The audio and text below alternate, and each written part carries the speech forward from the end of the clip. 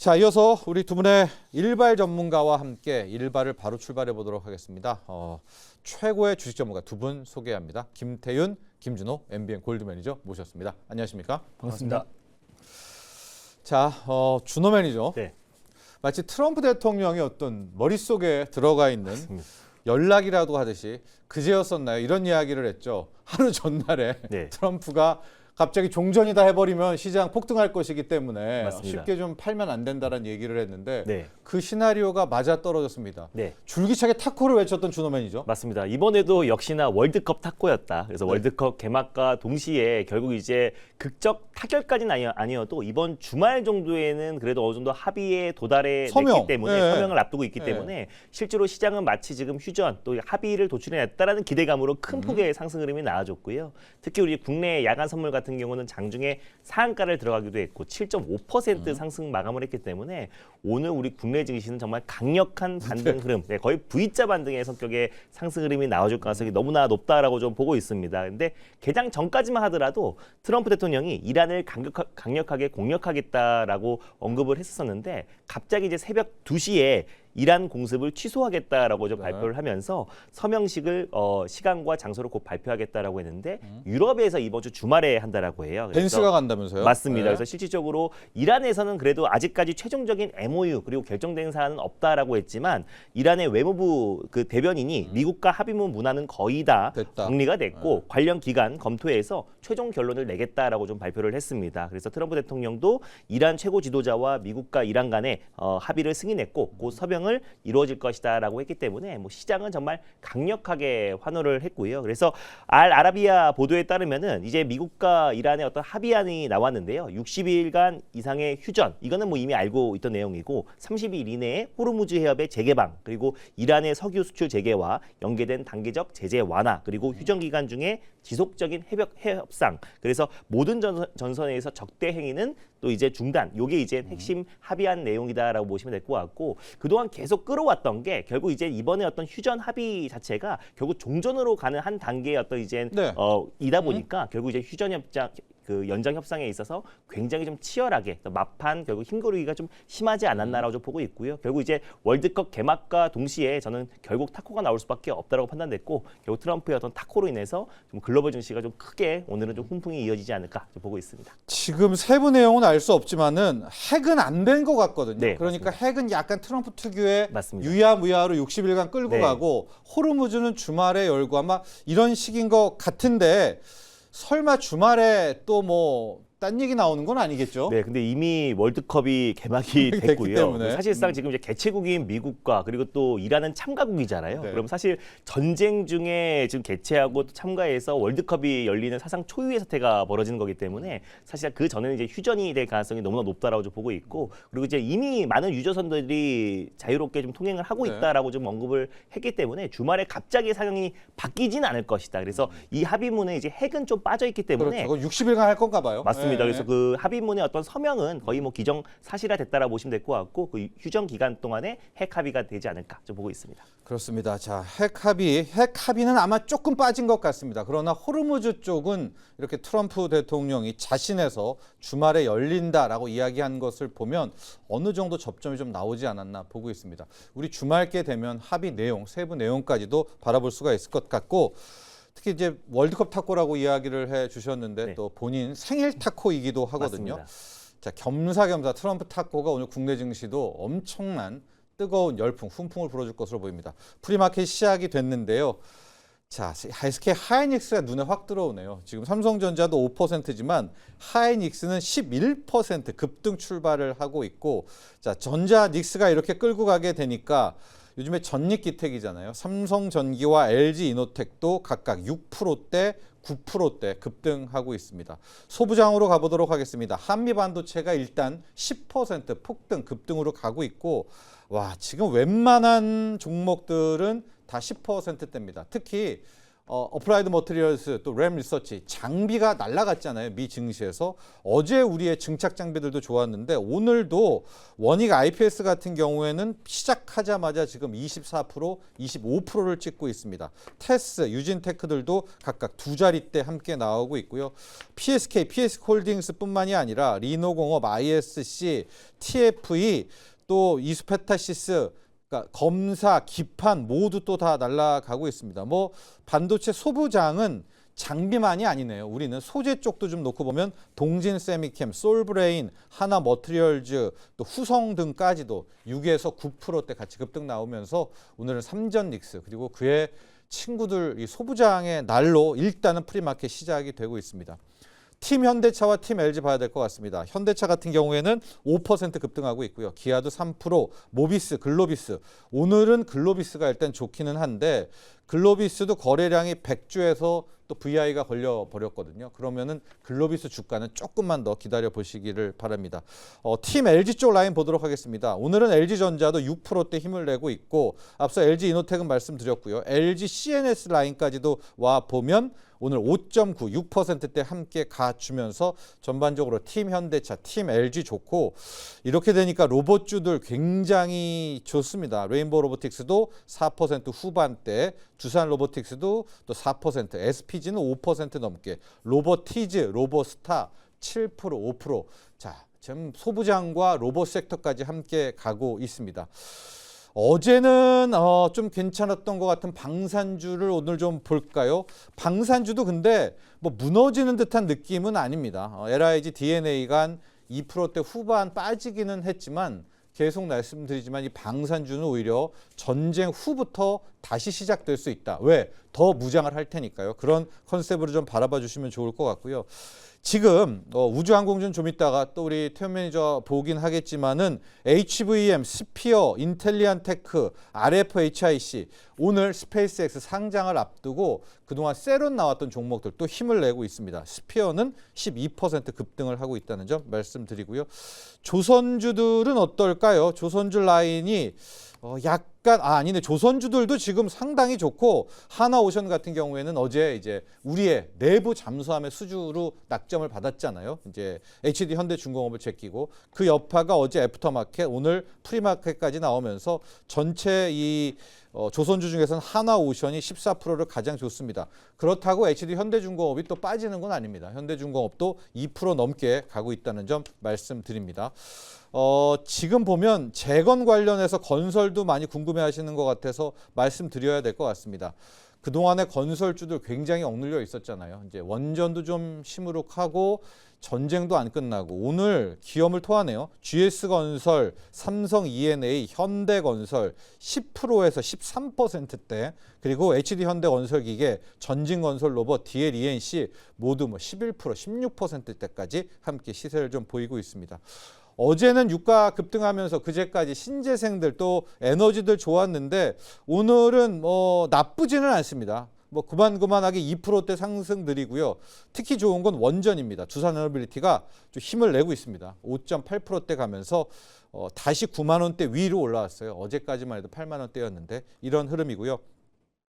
마지막 남은 반도체 코스닥의 두 섹터 바이오와 2차 전지 봐야 되는데 바이오 같은 경우는 국채금리가 급락했잖아요. 오늘도 어제 우리 알테오젠도 함께 분석을 해드렸었는데 지금 바이오주 물론 반도체와 반도체 소부장만큼은 아니지만 그동안은 삼전 닉스가 가버리면 바이오 2차 전지가 다 파란불이었잖아요. 오늘은 바이오들 거의 한 3%, 4%대 짱짱하고요. 바이오주에서 지금 놀랍게도 빠지고 있는 기업이 단 하나도 없습니다. 거기 2차 전지도 셀에서 삼성 SDI, 이노베이션, LG 에너지 솔루션 좋고 에코프로 BM 라인도 지금 4%, 5%대. 여러분 이렇게 놓고 보니까 지금 오늘 국내 증시에서 전 섹터, 전 업종이 이게 다 좋거든요. 이 섹터에서 뭐 하나가 빠지는 섹터가 없는.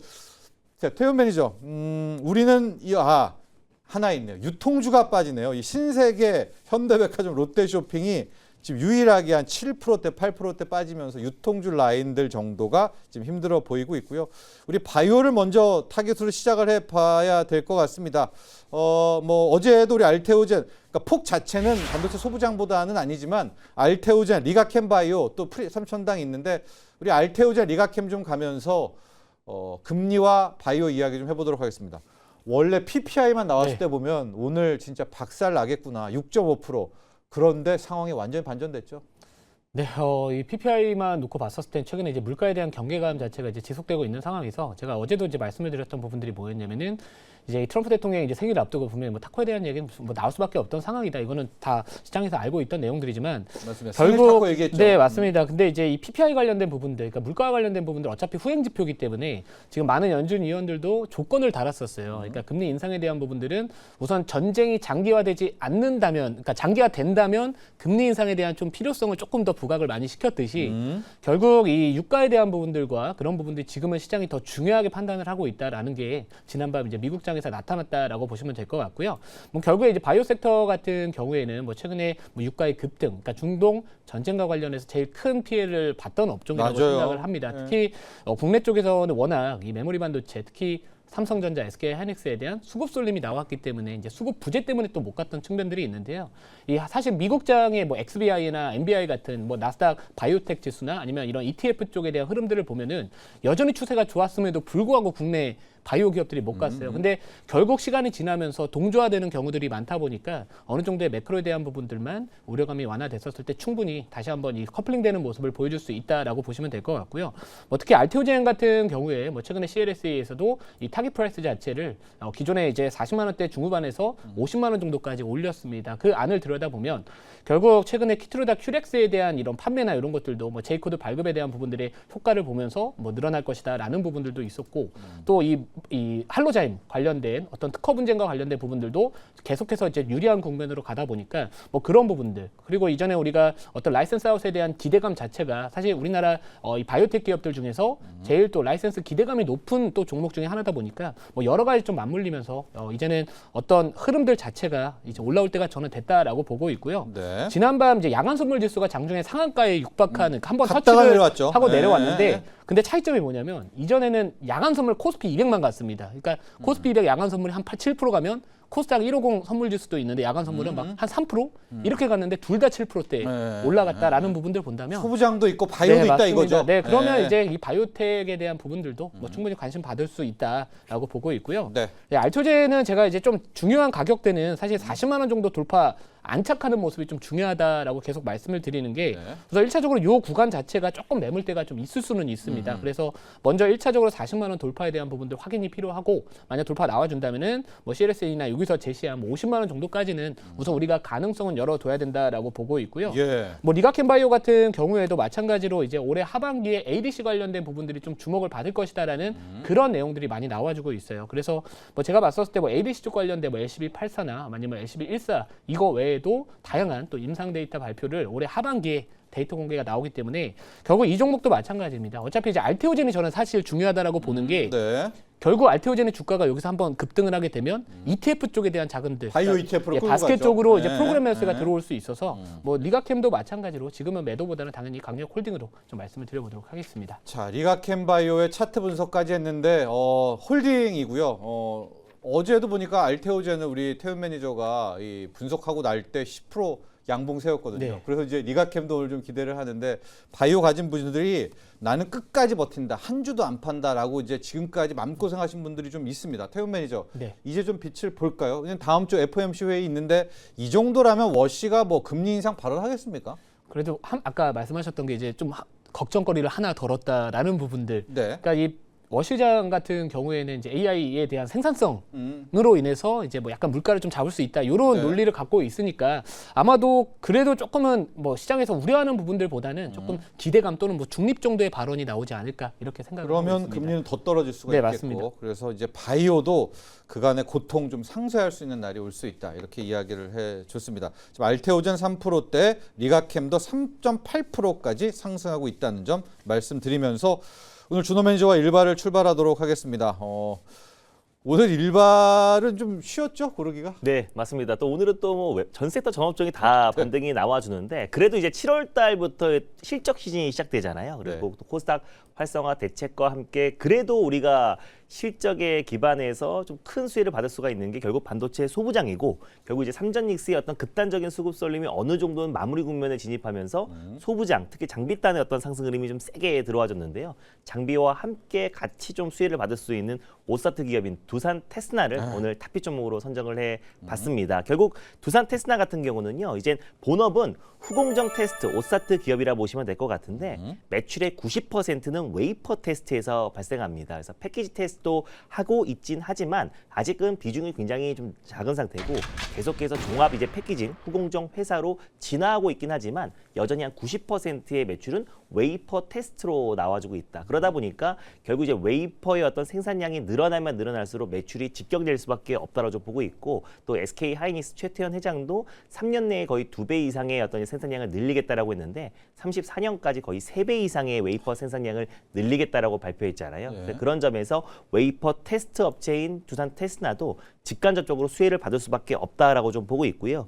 특히 이제 삼성전자가 거의 주요 고객사라 보시면 될 것 같은데 삼성전자 이제 파운드리 가동률 상승과 3나노 그리고 2나노 첨단 공정 고객이 증가하면 증가할수록 가장 큰 수혜 기업 중에 하나가 두산 테스나다라고 좀 보고 있습니다. 실제로 삼성전자의 시스템 반도체가 주요 고객사고요. 그리고 삼성전자 파운드리 시스템 반도체 쪽의 매출이 거의 90%를 차지하고 있어서 삼성전자 파운드리 사업 확장에 가장 큰 수혜 테스트 기업이라 보시면 될 것 같고 3분기부터 이제 파운드리 쪽에 이제 흑자로 전환을 전망하고 있잖아요. 선전이요. 맞습니다. 그래서 결국 이제 테슬라의 AI5 칩 생산과 AI6 칩 설계와 그리고 생산을 앞두고 있고 애플의 이미지 센서 칩을 또 생산을 앞두고 있고요. 그리고 이제 엔비디아의 그록3 추론용 칩도 3분기부터 본격적으로 생산을 한다라고 했기 때문에 파운드리 사업이 3분기부터 흑자 전환을 지금 전망을 하고 있다라고 보시면 될 것 같은데 웨이퍼 테스트 전문 기업인 두산 테스나의 어떤 매출도 올해 하반기부터 폭발적인 매출 성장이 좀 기대가 된다라고 보시면 될 것 같습니다. 구글 관련한 좋은 소식도 있었는데요. 맞습니다. 그래서 간밤에. 결국 구글 또한 마찬가지로 제가 지난번에 인텔과 이제 파운드리 관련된 협업을 한다라고 했는데 결국 삼성과 협업할 가능성도 높다라고 말씀드렸잖아요. 같이 좀 하나 봐요. 예, 왜냐하면은 네.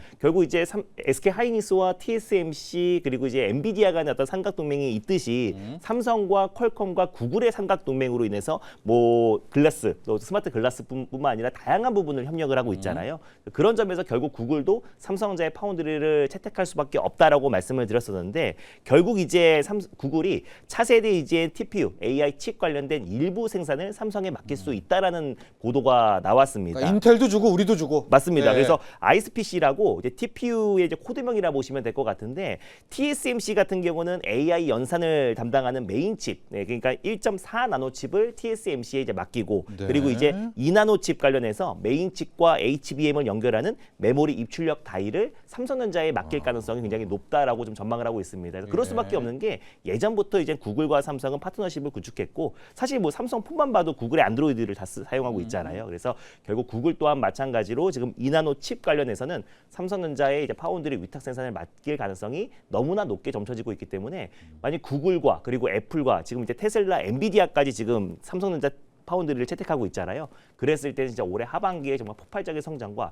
내년에 어떤 이제 고성장 파운드리 산업의 4년 동안 적자였는데 드디어 이제 흑자 전환에 대한 기대감도 높아지고 있다라고 보시면 될 것 같습니다. 그래서 하반기 가면 갈수록 성장폭이 더욱더 확대되고 그리고 사실상 두산 테스나 같은 경우도 이제 모바일 칩 쪽의 웨이퍼 테스트가 거의 주력이었는데 최근 들어서는 ADAS와 또 AI 칩 그리고 또 이제 차량용 반도체 그리고 피지컬 AI 들어가는 핵심 칩들을 지금 계속해서 출하량이 늘어나고 있다는 점도 의미가 있다라고 좀 보고 있고 2027년도에 지금 이제 신규 공장 증설이 좀 진행하고 있는데요. 2027년도에 완공을 목표로 두고 있고 캐파 확대에 따른 중장기 성장성도 이미 확보해 놓은 상태다라고 보시면 될 것 같습니다. 네. 총 6천억 정도를 투자를 해서요. 지금 이제 신규 팹 공장을 좀 건설을 하고 있고 내년부터 본격적으로 가동이 시작된다고 했을 때는 내년 또 올해 하반기뿐만 아니라 내년까지도 이제 매출 성장이 담보가 되어 있다라고 보시면 될 것 같고 신규 장비 가동이 시작되고 신규 고객 물량이 이제 반영이 되고 그리고 2027년도에 영업이익이 컨턴 점프가 될 가능성이 높기 때문에 오히려 오히려 지금 시점에서 우리가 이제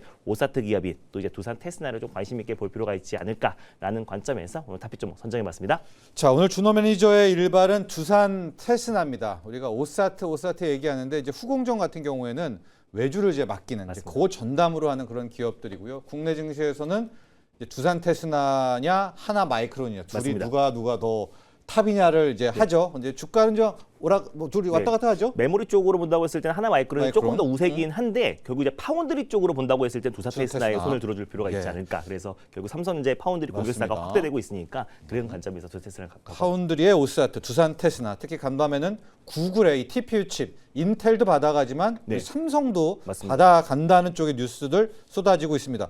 자, 두산 테스나 가격줄 해볼게요. 네, 일단 프리에서 지금 10%, 11% 가까운 상승 흐름이 나와주고 있어서요. 이제 매수를 이제 16만 원 미만에서 일단 매수를 하자라고 말씀드릴 수 있겠습니다. 그래서 1차 매수를 16만 원 미만에서 일단 1차 매수로 접근해 보도록 하겠고요. 목표가를 조금 상향해서 직전 고점이었던 19만 원을 일단 1차 목표가로 그리고 손절가는 13만 원 라인대를 말씀드려 보도록 하겠습니다. 자, 오늘 준호 매니저의 일발은 두산 테스나였습니다. 오사트 좋아하시는 분들도 많이 좋아하고 하나 마이크론 두산 테스나 준호 매니저는 그냥 반반 담아요? 어떻습니까? 저도 이제 반반 남는 게 좋은 게 좋아요. 사실 이제 삼성의 파운드리 어떤 흑자 그리고 사실 적자에서 흑자로 전환하는 것만큼 좀 폭발적인 주가 상승도 없거든요. 그래서 그런 관점에서 사실 두산 테스나가 조금 더 매력적이고 HBM4 관련된 양상과 하나 마이크론도 너무나 매력적이다 그렇죠. 보니까 최태원 회장 발언이라면 또 네, 하나 마이크론도 맞습니다. 오늘. 그래서 두 종목을 나눠서 담는 게 좀 안정적이다라고 좀 보고 있고요. 특히 하나 마이크론 같은 경우는 또 삼성전자로부터 이제 설비 투자 관련된 지원도 받았던 네. 기업이다 보니까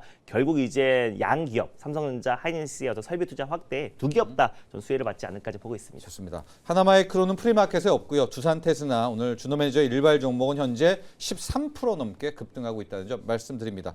자, 프리마켓 업앤다운은 가긴 가야 되는데요. 이게 좀 의미가 없는 게 다운 쪽에서는 거의 없고요. 대부분이 다 업이긴 한데 업 중에서 역시 이게 휴전 합의, 종전 합의죠. 예, 휴전 후 종전이니까 종전 합의에 가장 좀 뜨겁게 반응할 수 있는 재건주를 보도록 하겠습니다.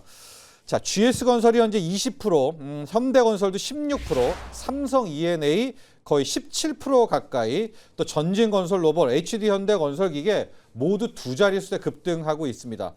태우 매니저, 이 건설주들 한번 재건주들에 대한 이야기도 좀 해주시면서 특히 좀 현대건설을 좀 많이 좀 봐야 될 것 같아요. 지금 뭐 GS건설 등이 쭉쭉 날아가고 있는데 이 현대건설 같은 경우가 올해 이제 2월, 3월에 국내 증권사들이 이제 가장 많이 또 밀었던 종목이 현대건설이었는데 이때 주가 보시면은 그냥 고스란히 다 나와가지고 이 전화 상담할 때도 문의도 많이 오시고 하고 있거든요.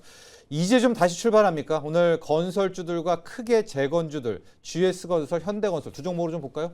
네, 뭐 건설주들, 뭐 GS건설도 마찬가지고 현대건설도 마찬가지고요. 그러니까 우리가 지금 시장에서 반등이 나오려면은 결국 이제 중동 관련된 우려감이 이제 완화가 되어야 간다라는 거를 이번에 다시 한번 확인을 할 수 있었습니다. 그렇습니다. 그럼 결국에 만약에 시장에 올라가려면 그 이슈에 맞춰서 올라갈 거기 때문에 당연히 뭐 재건주 쪽과 관련된 부분들, 뭐 특히 현대건설 같은 경우에 또 원전 쪽 관련된 부분들 주목받을 수 있다. 뭐 최근에 한번 리뷰했던 네. 종목이기도 한데요. 뭐 저는 이제는 한번 그래도 돌릴 때가 됐다라고 보고 있고요. 뭐 시장의 전반적인 분위기 자체가 그동안의 수급 쏠림에 대한 부분들 대부분의 섹터가 사실 거기서 많이 소외를 받아서 그리고 우리가 이제 ETF 정기 변경 이슈가 있습니다. 근데 그 ETF 쪽에서 정기 변경 이슈가 조만간에 있는 걸로 알고 있는데 어제 이제 제가 왜 건설주 말씀드리 다른 걸 말씀드리자면 그게 되게 중요하다고 보거든요. 무슨 뭐냐면은 ETF 정기 변경 쪽에서 그 초과 비중 있죠. 종목별 초과 비중에 대한 부분들 요게 이제 리밸런싱이 조금 될 수 있어서 잘라내죠. 네, 맞습니다. 근데 어제 MLCC 쪽을 제가 이제 사실 공개 방송에서 설명드렸던 게 삼성전기가 못 가는데 삼화컨덴서가 급등을 하고 아바텍, 아모텍 같은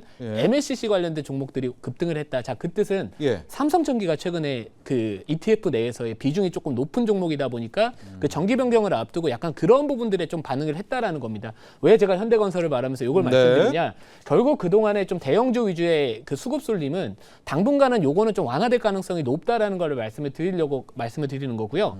결국에 그동안 좀 소외받았던 뭐 많은 종목들 자체가 이제는 수급이 적절하게 이제 분산이 된다. 자, 그런 관점에서 앞으로 시장이 반등이 나온다. 결국 중동과 관련된 리스크가 완화된다라는 전제 조건으로 접근할 수밖에 없다. 자, 그러면 재건 쪽에 대한 부분들, 뭐 건설 쪽에 대한 부분들은 그 논리에서 1순위죠. 예, 중심에 설 수 있는 네. 종목이니까 지금은 뭐 현대건설의 뭐 실적이나 뭐 업황 물론 중요하겠지만 그 스토리라인에 부합하는 건설주다라는 보는 관점에서 지금은 뭐 저는 보유 관점으로 좀 접근을 해보시고 뭐 기술적으로 보면은 한 16만 원 정도에 대한 뭐 현대건설 기준에서는 16만 원 정도 요 구간에 대한 부분들 이제 돌파 한번 저항을 받는지 뭐 돌파가 거기가 근데 예. 또 네, 맞습니다. 이게 강력하네요. 61선하고 이제 약간의 직전에 좀 이탈했던 가격대, 여기서 좀 맞물리는 가격대니까 뭐 가격적인 측면에서 바라본다면은 우선 16만 원 정도에 대한 부분들 뭐 저항 돌파 여부가 조금 한번 우리가 체크를 해봐야 되지 않을까. 단 지금 상황에서 분위기상에서는 뭐 건설주도 마찬가지로 그 시장의 어떤 이 중동과 관련된 부분들에 대한 우려감 완화 속에서는 뭐 나름대로 중심에 설 수 있는 뭐 섹터이지 않을까 이렇게 보고 있습니다. 오히려 저 현대건설 저 16만 원대 위에 있는 그쵸? 저 5일선 이렇게 돌아 내려오는 저기를 돌파하고 좀 네. 봐도 괜찮을 것 네. 같고 GS건설도 한번 볼까요? 같이?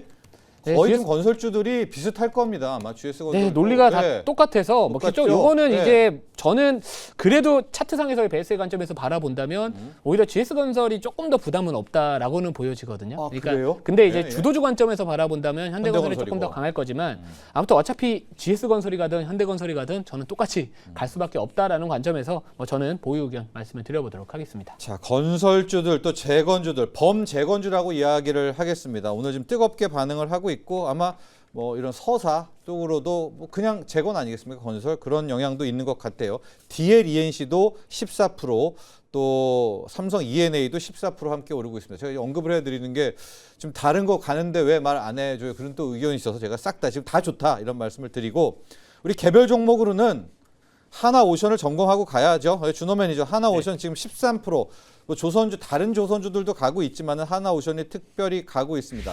캐나다 잠수함 아닙니다, 여러분들. 이 국내 잠수함에서 대형 호재 있었죠? 네, 맞습니다. 일단은 사실 지금 하나오션 같은 경우는 결국 지금 한국함, 구축함 수주전에 있어서도 지금 이제 하나오션이 좀 네. 승기를 따내기도 했고, 그리고 또 캐나다 잠수함 같은 경우도 이제 이번 달 안에 결과가 나올 것으로 좀 판단이 돼요. 그래서 6월 안에 이제 결과가 나온다고 했을 때, 그리고 지금 현 시점에서는 한국의 어떤 팀코리아가 이번에 캐나다 잠수함까지 따낼 가능성이 너무나 높고요. 그리고 이제 전쟁만 좀 마무리된다라고 했을 때는 결국 이제 마스가 프로젝트 이제 본격적인 이제 가동이 되지 않을까. 그래서 결국 이제 또 하원에서도 지금 이제 외국의 또 조선사가 실제로 지금 이제 미국의 어떤 군함의 어떤 건조에 대해서 참여하지 못하게 했다는 네. 법안도 통과되기도 했었지만은 네. 이거는 사실 이제 11월 중간 선거의 어떤 표심을 얻기 위함이다라는 게 거의 시장의 어떤 중론이고요. 그리고 예. 그게 입법화하는 과정까지도 거의 한 수개월, 수년이 걸리는 거기 때문에 실제로 지금 이제 마스가 프로젝트는 미국 행정부에서 직접적으로 우리한테 요청을 한 상황인 거잖아요. 그래서 우리가 먼저 프로젝트를 제안한 게 아니고 그래서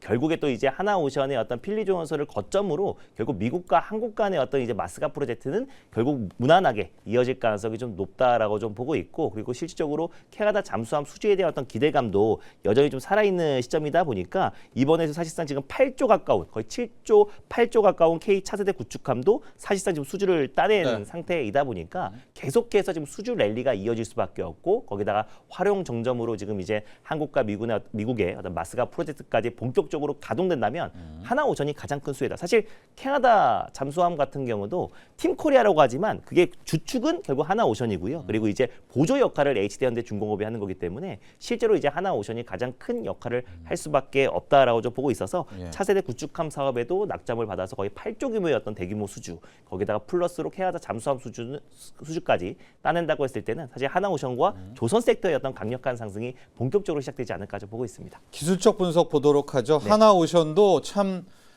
뭐 요즘에 삼전 익스백은 다 소가리를 하셨겠지만은 하나오션도 소가리를 많이 했던 종목이기도 합니다. 네. 이제 차세대 구축함 국내에서도 가고 이달 혹은 뭐 다음 달 초내에는 이제 캐나다 잠수함 프로젝트 결말이 납니다. 가격 전략 뭐 어떻게 좀 대응할까요? 일단 뭐 하나오션요? 프리에서 이미 지금 한 13% 가까운 좀 상승 흐름이 나와주고 있긴 한데 약간 기부 의자의 관점에서는 저는 그래도 14만 원까지는 무난하게 이제 반등 흐름이 나오지 않을까라고 좀 보고 있습니다. 직전 고점 부근대였던 14만 5천 원, 15만 원까지는 일단 1차 목표가를 설정하셔서 대응하셨으면 좋겠고요. 신규 매수의 관점으로는 오늘 프리에서 한 13% 떠서 출발했기 때문에 오히려 지금 이제 매수가를 다시 한번 재설정해 드리면 네. 일단 한 1만 원 미만 아니면 11만 5천 원 미만에서 분할로 접근한다라는 이제 전략으로 11만 5천 원 미만에서 일단 1차 매수 그리고 목표가는 14만 5천 원, 15만 원 정도를 설정해서 대응하셨으면 좋겠습니다. 마음 급하게 먹지. 네, 말자. 네, 왜냐면 말자. 오늘 다 네. 떠서 출발을 하기 때문에 웬만하면 내가 갖고 있는 종목도 떠서 출발할 것이다. 그래서 굳이 그걸 팔아서 교체하기보다는 일단 오늘의 어떤 첫 번째 기술적 반등은 차분하게 지켜보는 게 좋지 않을까 보고 있습니다. 자, 하나오션 개별 종목 이슈도 봤고요. 여러분 오늘이 이제 드디어 그날입니다. 스페이스X가 상장돼서 거래되는 첫날이고요. 135달러로 출발을 한다는데 태훈 매니저는 오늘의 이제 내일 새벽에 알겠죠. 종가 어느 정도로 예측하는지도 궁금하고 미장 보니까 우주항공 테마 또 들썩대고 있거든요. 네. 우리 국내 우주항공 테마에 대한 전략도 함께 이야기해 주시죠.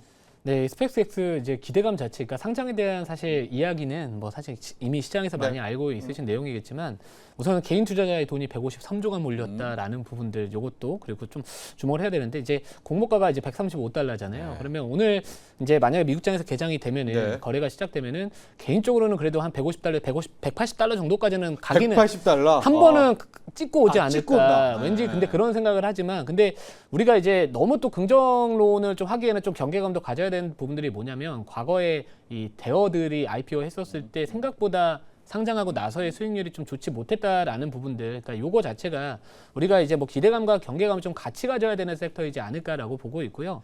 물론 이제 만약에, 그러니까 저는 개인적으로 생각을 하는 게 시장이 안 좋았다면, 시장이 그러니까 차라리 이게 없었다면 이 뉴스, 네, 종전합의 그러니까 없었다면 종전합의가 없었다면은 관련된 종목들의 수급이 집중될 수 있는 분위기는 맞았다. 근데 지금은 워낙 대안이 갑자기 많아지게 되면서, 그러니까 우리가 보통 시장이 안 좋을 때는 수급이 갈 것이 없다 보니까 그냥 이슈 있는 종목에 수급이 이제 몰리면서 주가가 조금 더 강하게 탄력을 받는데 지금 뭔가 시장이 좋잖아요. 어떻게 보면 이제 종전에 대한 기대감으로 또 그동안 이 대형주에 대한 수급 쏠림도 완화되면서 반도체 소부장 지금 너무 강하게 가고 장비가 있고, 날아가고요. 그러니까 네. 주도 업종은 지금 어떻게 보면 이제 반도체 소부장으로 네. 자리를 이미 잡았기 맞아요. 때문에 네. 제가 봤었을 때는 우선은 저는 약간 단기적인 관점에서 좀 트레이딩으로 접근을 하시는 게 현실적으로 맞다라고 보고 있고, 만약에 이제 중장기적인 관점에서 바라보려면 만약에 어떤 이 세론이 만약에 나온다, 약간 이랬을 때 좀 우리 주가가 세로님 나왔잖아요, 한 번. 네, 나왔어서 이게 아마도 근데 우주항공 테마도 마찬가지로 그동안의 어떤 수급 쏠림에 대한 부분들이 영향을 받은 섹터다 보니까 이 시장의 반응과 함께 궤를 같이 할 수는 있다. 단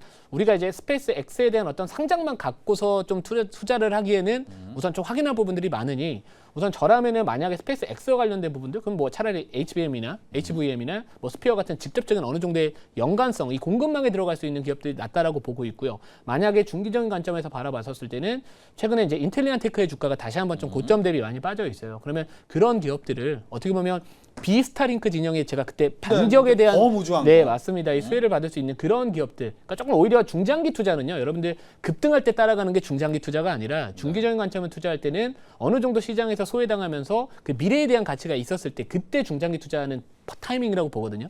그래서 저는 우선은 트레이딩 관점에서는 좀 단기적으로 보시는 게 맞고, 좀 중장기적으로 접근하신 분들 같은 경우에는 조금은 더 내려왔었을 때 차라리 그때 매수해서 좀 끌고 가시는 전략이 좀 우주항공 테마 쪽에서는 너무 조금 더 휩쓸지 말자. 네, 효율적이지 네. 않을까. 이렇게 보고 한국 있습니다. 항공우주 차트 분석 가보도록 하겠습니다.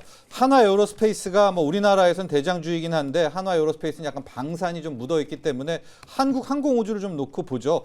한국 항공우주도 그러게요. 많은 또 팬들이 있는 종목이기도 한데 어떻게 가격 전략 좀 짜볼까요? 네, 어제 제가 사실 이제 한국항공우주 같은 경우에는 이제 타코 얘기는 나올 수는 있지만 그래도 저는 이거는 가겠다라고 말씀드렸던 거는 네. 유럽의 재무장 관련된 부분들, 그러니까 이 차세대, 6세대 차세대 전투기와 관련된 약간의 삐그덕거림에 네. 이 동사의 KF21이 조금 비집고 들어갈 수 있다. 약간 그 수혜 포인트를 말씀을 드렸는데요. 맞아요. 뭐 저는 요 종목은 짧게 보지 마시고 그냥 길게 보시면 될 것 같고요. 뭐 저는 개인적으로는 뭐 지금 16만 원에 대한 부분들 돌파 여부 확인한다면은 뭐 18만 원 또는 뭐 20만 원 사이 정도까지도 충분히 우리가 조금 중기적인 관점에서 바라보시고, 실적에 대한 부분들이 이제 본격적으로 반영되는 거, 이 완직이 올해 60대 목표를 하고 있거든요. 근데 네. 상반기에 지금까지 해왔던 거 보면은 뭐 아마도 조금 수월하게 목표 달성하지 않을까라는 관점, 실적도 어차피 하반기에 좋아지는 구조이기 때문에 결국에 지금은 좀 중기적으로 보셔라. 그러니까 너무 단기적으로 막 이렇게 왔다 갔다 하는 종목은 아니니까 좀 긴 호흡으로 보셔라. 좀 이렇게 말씀을 드려보도록 하겠습니다. 우리 회원분이 지금 이제 이때 이제 단기 말고 중기적으로 좀 조금씩 매집할 종목이 뭐예요 하면 카이 소개합니까? 한국항공. 네, 뭐 방산 쪽이나 이쪽에서 만약에 접근을 하신다면은 조금씩 모아가는. 대신에 네. 이제 약간 급등한 종목 좋아하시는 분들한테는 안 맞을 수 있어요. 천천히 갈 것 같습니다.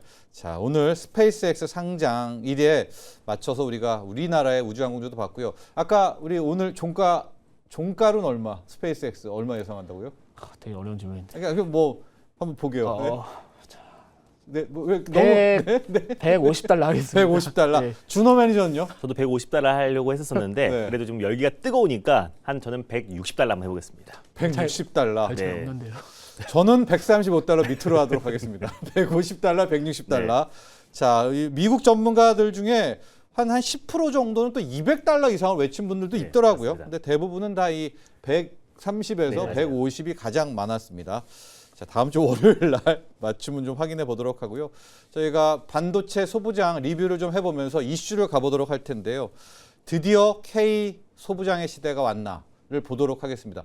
준호 매니저, 주성 엔지니어링 리뷰를 가고 또 우리 태현 매니저 리뷰를 할 텐데 최태원 회장의 2배 증설 발언, 네. 그다음에 3배 증설 발언이 맞습니다. 오히려 미장의 장비주들을 다 땡겨주고 있고, 자, 이제 드디어 소부장의 시대가 좀 옵니까? 네, 이제 드디어 장비 기업들이 정말 큰 폭의 상승이 나와줬고 최태원 회장의 3배 이제 웨이퍼 생산량을 늘리겠다라는 얘기도 있었지만 UBS에서도 전례 없는 이제 반도체 소비자, 특히 그 안에서도 전공정 장비의 슈퍼 사이클이 초입이다라는 어떤 보고서까지 나와주면서 어제 특히나 이제 전공정, 특히 증착 장비 기업들 중심으로 강력하게 시세가 분출됐고 지금 프리마켓에서도 원익 아이피스를 비롯한 전공정 증착 장비 기업들 중심으로 강력하게 상승 흐름이 나와주고 있습니다. 네. 그리고 사실 또 약간 우주의 기운이 모아지고 있다고 느끼는 게 또 어제 오라클이 또 AI 인프라 확충에 대해서 대규모 자금 조달 얘기 나왔잖아요. 네. 오라클은 급락했지만 오히려 또 이제 AI 칩 또 그리고 이제 장비단의 기업들은 큰 폭의 상승 흐름이 나와주기도 했고요. 그리고 미국에서도 반도체 소부장 2배 ETF를 또 출시한다는 얘기도 나와줬고 그리고 한미 반도체와 리노공업이 또 단일 기업으로서 또 이제 ETF 또 레버리지 단일 종목으로 또 이제 뉴욕 증권거래소에 신청을 네. 했다라는 얘기도 나와줬어요. 그래서 결국 이제 소부장 땅의 어떤 강력한 상승 랠리가 당분간은 이어질 수밖에 없다라고 보고 있고 여기다가 또 코스닥 활성화 대책과 코스닥 어떤 승급제 도입 그래서 이런 부분들이 결국 이제 코스닥 대형주 쪽으로 수급이 쏠릴 수밖에 없는 부분이고요. 7월 달에 시작되는 이제 다시 한번 2분기 실적 어닝 시즌을 앞두고 있는 시점에서 코스닥 성장 섹터에서 가장 또 실적이 뒷받침되는 건 또 반도체 소부장 섹터이다 보니까 거긴 다 일부 익을 거 아니에요. 맞습니다. 무조건. 그래서 네. 어제부터 또 이제 이번 주부터 본격적으로 이제 소부장 그 안에서 장비단의 기업들이 먼저 좀 시세가 들어와 주지 않았나라고 좀 보고 있습니다. 그래서 특히 주성 엔지니어링 같은 경우는 어제 장중에 시가총액이 코스닥 4위까지 올라섰어요. 네. 그래서 1등이 알테오젠, 2등, 3등이 에코프로 그룹이고 그다음에 바로 4등까지 올라왔었는데 결국 주성 엔지니어링이 이제 본격적으로 코스닥 소부장을 견인하는 코스닥 대표 종목으로 등극했다. 그래서 어제도 이제 태양광 기업들이 좀 상승 흐름이 나와주면서 오히려 후속주로 오히려 주성 엔지니어링을 보자라고 다시 한번 좀 언급해드렸고 3일 전에도 우리가 주성 엔지니어링 관심 있게 보자라고 말씀을 드렸었는데 사실 이제 SK 하이닉스의 공격적인 어떤 증설에 있어서 가장 큰 수혜를 받을 수 있는 증착 기업은 또 주성 엔지니어링이기도 하잖아요. 네. 그래서 그런 점에서도 이제 당연히 코스닥의 시총 상위가 4등이 되는 거는 뭐 당연했다라고 좀 판단되고 있고 오늘 또 추가 상승이 나와준다고 했을 때는 4등이 아니라 조만간에 뭐 3등도 충분히 안착하지 않을까라고 좀 보고 있고 거기다가 다른 증착 기업들과 다른 점은 오히려 태양전지 쪽에서도 네, 실제로 네. 테슬라에도 공급하지만 스페이스X 상장과 함께 결국 650조 가까운 자금을 750조 정도의 자금 조달 이후에 본격적인 우주 태양광 관련된 사업이 본격화되고 또 실제로 지금 최근 들어서 크로스라는 기업이 결국 이제 주민 반발로 인해서 데이터 센터 프로젝트가 중단됐는데 그럼 결국에 이제 하이퍼스케일러 기업들이 우주로 다 갈 수밖에 없다라고 좀 보고 있습니다. 그래서 그런 점에서 결국 주성 엔지니어링 역할이 가장 크고 특히 이제 페로브스카이트용 또 이제 원자층 증착 장비 같은 경우는 세계 최초로 양산과 출하를 앞두고 있는 기업이라 추가적인 상승과 어쩌면 코스닥 시총 1위도 한번 노려보지 않을까라고 좀 보고 있습니다. 오, 이 기세로 간다면 이 네. 기세라면 네. 가격 전략이 문제예요. 왜냐하면 어제 상을 거의 찍어버리고 저 장대 양봉이 서버리니까 어떻게 해요? 네. 들어갈 수가 있나요? 저는 들어갑니까? 어떻게 보면은 이 증착 장비, 정고정 장비에서 사실 주성 엔지니어 다음에가 원익 아이피스 순이잖아요. 근데 사실 이제 저는 물려도 오히려 주성이나 원익 아이피스에 물리는 게 낫다. 그래서 오히려 그 밑단으로도 테스도 있고 테스. 유진테크도 유진. 있지만은 어차피 이제 원익 아이피스와 주성 엔지니어링의 흐름에 따라서 같이 또 움직일 수밖에 없는 거라서 오히려 저는 주성 엔지니어링의 또 태양전지 그리고 이제 텐덤셀부터 시작해서 이종조팝, AJT 그리고 페로브스카이트 관련된 태양광 장비 쪽에서도 사실 주성 엔지니어링이 엔지니어링이 중국 기업들을 배제하고는 가장 또 이제 밸류체인의 정점에 있는 기업이다 보니까 결국 이제 SK 하이닉스의 어떤 이제 설비 투자 확대와 그리고 이제 우주 태양광 그리고 데이터 센터까지 저는 이게 일론 머스크 혼자만의 언급이 아니라 뭐 구글에서도 그리고 젠스왕도 네. 우주 데이터 센터를 계속 언급하고 있기 때문에 스페이스X 상장과 함께 더욱더 속도를 내지 않을까 들어가도 된다. 점에서 저는 오늘 갭 떠서 오늘 막 10% 떠서 출발하는 건 좀 무리일 수 있겠지만 네. 전일 종가 부근 때 24만 5,500원 부근 대에서는 내려왔을 때 충분히 매수 가능하다라고 좀 판단되고 있습니다. 자, 왜 주성 엔지니어링은 프리마켓에는 없나요? 이제 이런 얘기를 하는데 네. 한번 이제 알아보겠습니다. 왜? 준호 매니저 너무 모르죠? 최근에 이제 크게 시세가 분출되는 종목들은 일단 단기적으로는 이제 경고 예고 종목이나 이렇게 지정이 되면은 프리마켓에서 잠시 사라지는데 예, 다시 또 올 들어올 겁니다. 또 네, 시총 맞습니다. 1위를 꿈꾸기 때문에 그래서 좀 아쉬워하는 분들이 있어서 좀 한번 알아보겠습니다. 우리 태윤 매니저는 인텍 플러스 리뷰를 또 해보면서 태윤 매니저가 바라보는 반도체 장비의 생각도 좀 궁금합니다. 네. 지금 보면 원래 삼전닉스 갈 때는 진짜 못 갔잖아요. 네. 사뭇 달라요. 더 가거든요. 네, 이 반도체 소부장에 대한 분위기는요 정확하게 바뀌었다라고 할 수 있는 부분들이 바로 이 코스트 리덕션에 대한 이야기, CR 네. 쪽에 관련된 부분들이 제일 중요하다라고 볼 수밖에 없습니다. 결국 이제 삼성전자, SK하이닉스 같은 경우에 이제 그동안 증설 못했던 거는 과거 이제 사이클 산업에 대한 그 단점 때문에 못했잖아요. 근데 지금 이 LTA 가격으로 인해서 이 선급금에 대한 부분들 자체가 이제 워낙 많이 이전보다는 받을 수 있기 때문에 이제는 어느 정도 공격적인 증설도 이제 가능하다라는 관점이고 SK 최태원 회장 뭐 당연히 발언 자체가 뭐 2배가 아니라 2030 몇 년도까지 이제 3배까지도 늘릴 수 있다. 뭐 이런 이야기를 했잖아요. 근데 중요한 거는 결국 이 소부장 관련된 기업들 중에서 아까 방금 전에 말씀드렸던 이 코스트 리덕션 이 CR 자체가 왜 중요하냐면 비용 절감. 네, 맞습니다. 이제 과거에는 우리가 이제 장비 투자들이 처음에 들어갔었을 때는 그 가격이 최고가였습니다. 근데 그게 이제 반복된 어떤 장비가 들어갔었을 때 점진적으로 이제 코스트 리덕션 이 CR 자체가 진행이 되면서 점차 이 단가 자체가 떨어지게 되거든요. 근데 오히려 최근에 이 삼성전자의 협력사 지원에 대한 이 본격화, 이 상생 요거와 관련된 내용들이 나와주고 있고요. 실제로 SK하이닉스 같은 경우에도 장비 협력사까지 단가 인상을 검토하겠다라는 이야기가 실제로 6월 10일 날 나왔습니다. 자, 그 뜻은 뭐냐면 그동안에 예. 이제 이 SK하이닉스나 삼성전자가 어떻게 보면 이 장비 기업들한테 약간 가격 인하 요구를 했다면은 후려쳤다. 이제는 이 가격 인하 안 해도 된다. 약간 CR 폐지하겠다라는 부분인데 오히려 최근에 그 장비사들 일부 장비사들과 SK하이닉스가 이제 복수의 장비사가 만났었대요. 만났었는데 네. 이 단가 조정 검토 자료를 요청을 했었는데 거기서 오히려 3에서 4% 단가 인상을 올려준다. 예, 요청을 했답니다. 예. 그러니까 그런 부분들이 중요한 겁니다. 결국 이 소부장 관련된 기업들이 이 증설에 대한 부분들도 중요하겠지만 이 CR과 관련된 부분들도 우리가 지금 주목을 많이 안 하시는 것 같아서 좀 이 부분을 좀 중점적으로 말씀을 드렸고요. 네. 자, 그리고 이제 인텍 플러스 가볼까요? 제가 이번 주에 사실 이제 월요일, 화요일, 수요일 날 HPSP, 테크윙 그리고 인텍 플러스를 말씀을 드렸는데 자, 인텍 플러스는 뭐 당연히 인텔의 어떤 이 TPU 칩 뭐 300명 이상을 뭐 하겠다. 뭐 이런 부분들이 수혜주였잖아요.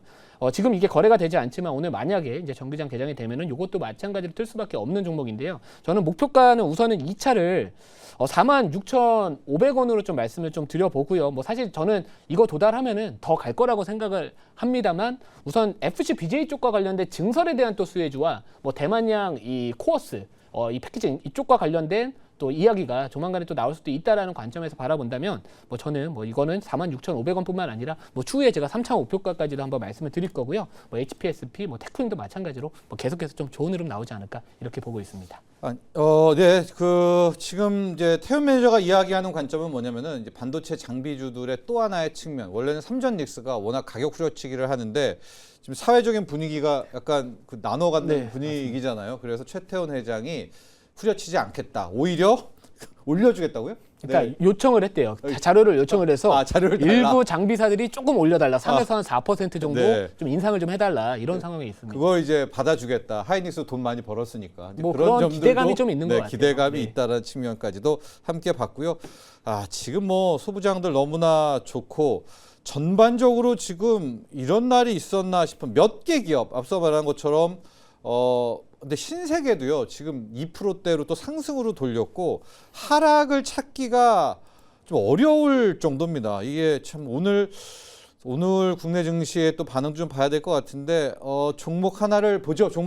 일진전기를 한번 보겠습니다. 어제 나왔던 종목이기도 하고 네, 그 변압기 라인들도 고민 많으셨었거든요. 맞습니다. 네, 일진정이 가보죠. 네. 사실 또 이제 지나치게 최근에 과매도가 또 나왔던 섹터가 이제 변압기여서 어제 좀 일진전기를 좀 소개해드리긴 했는데 또 이제 오늘 또 변압기 또 그리고 케이블, AI 인프라 기업들 중에서 그래도 가장 강하게 한 11% 정도 좀 상승 하고 흐름이 있네요. 나와주고 있습니다. 사실 최근에 구리 가격이 유일하게 안 빠졌다. 사실 전체적인 어떤 자산 시장이 뭐 안전자산이든 금도, 위험자산이든 네. 다 밀렸었는데 유일하게 구리 가격만 신고가 흐름이 나와줬고 그리고 결국 이제 구리 가격은 이제 케이블 또 가격으로 바로 이제 전가가 되기 때문에 결국 실질적으로 일진전기가 케이블과 변압기를 공급하는 그리고 사실 오라클의 어떤 이제 대대적인 또 그리고 빚을 내서 막 지금 자본 지출을 늘리고 있는 시점에서 그랬을 땐 또 AI 인프라 또 변압기 케이블의 수요는 늘어날 수밖에 없는 거라서 일진전기는 전 지금 가격도 너무나 매력적인 구간이다라고 좀 보고 있습니다. 이미 뭐 고점 대비해서 낙폭도 충분하게 나와주고 30-40% 가까운 조정이 나와준 10%가 넘네요. 상태인 네. 상태고요. 그래서 사실상 지금의 가격도 좀 매력적이고 분할로 접근한다는 점에서는 11% 떴지만 저는 오히려 분할 지금도 매수 관점으로도 유효하다라고 좀 보고 있습니다. 결국 저는 변압기 기업들 그리고 AI 시대가 저는 아직 피크아웃은 시기상조다라고 좀 보고 있기 때문에 그거와 무관하게 지금 기업들 하이퍼스케일러 기업들의 투자와 캐pex 증설은 계속 이어지고 있는 시점이라 결국 이제 변압기와 케이블 수요는 늘어난다라는 점에서 어차피 시간 문제인 거지 저는 신고가 흐름이 나올 수밖에 없다라고 좀 보고 있어요. 그래서 네. 충분하게 가격 조정과 기간 조정이 나와준 변압기 기업들, 뭐 일진전기가 그래도 다른 여타 경쟁 업체들 대비해서 좀 수주 잔고 대비해서 매출액 비율이 가장 높다라고 말씀드렸잖아요. 그래서 실제로 일진전기는 올해 어떤 이제 매출 성장이 거의 담보가 되어 있기 때문에 지금도 저는 매력적이다 보고 있습니다. 자, 이렇게 변압기 라인까지 봤고요. 이제 태움 매니저의 일발로 갈 텐데요. 딱 요 섹터를 노렸습니다. 기대되는 그런 일발입니다. 시작해 볼까요? 네, 오늘의 일발 탑픽주는 솔루엠이라는 기업. 최근에 한번 부각을 강하게 받았다가 네. 좀 조정이 깊게 나온 종목인데요.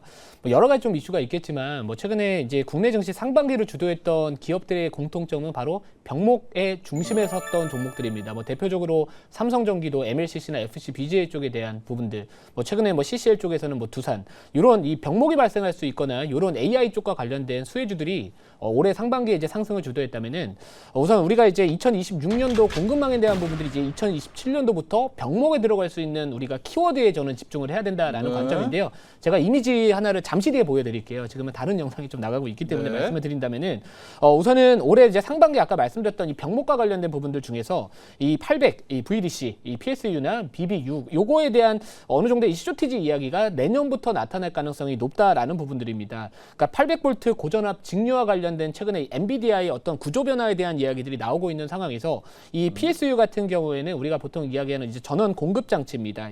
외부에서 들어오는 이런 이 고전압 전력 자체가 이제 AI 서버에서 안전하게 사용할 수 있도록 이제 어떻게 보면 이제 변환하고 공급하는 역할을 한다라고 보시면 될 것 같은데. 주는 건가요? 네, 어떤 맞습니다. 겁니까? 네, 맞습니다. 예, 어떤 고전압을 해가지고 방법인가요? 이제 전환을 AI 서버 쪽에서 갈 수 있게 전환을 해주는 장치다라고 보시면 되는데, 자 최근에 이제 AI 데이터 센터 쪽에 대한 문제점이 좀 있습니다. 바로 이 발열과 관련된 부분들 예. 그리고 이런 손실류가 관련된 부분들이 좀 있는데, 결국에 기존 데이터 센터와의 AI 데이터 센터와의 그 제일 큰 차이점은 전기를 무지막지하게 먹는다라는 거. 그리고 그 AI 그 엔비디아의 차세대 AI 칩이라고 할 수 있는 이 탑재되는 이 서버렉과 관련된 부분들이 렉 기준으로 보면은 기준보다 수십 배 높은 메가와트급의 규모의 전력을 필요한다. 그러면 이 문제를 해결하기 위해서 지금 많은 기업들, 특히 이 엔비디아가 이제 이 부분에 관련해서 많이 주목을 하고 있고요. 그래서 이제 동사 같은 경우에는 요거에 대한 이제 병목에 또 중심에 설 수 있는 대표적인 국내 기업이지 않을까라고 보시면 될 것 같고요.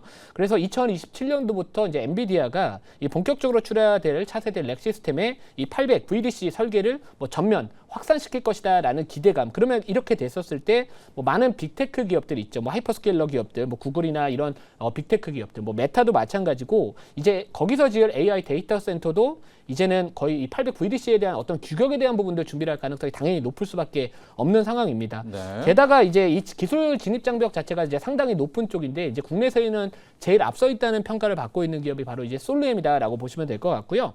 자 그리고 우리가 이제 이 모멘텀뿐만 아니라 또 다른 모멘텀이 있습니다. 이 하반기 중으로 이제 우리가 이 메가 리테일 업체, 뭐 이런 뭐 코스트코나 이런 메가 리테일 업체로서의 이 와이파이 그 할로 기반의 ESL, 이 가격 표시 장치 있죠. 요거에 대한 볼륨 파일럿에 돌입할 예정이다라는 부분들이 있는데요.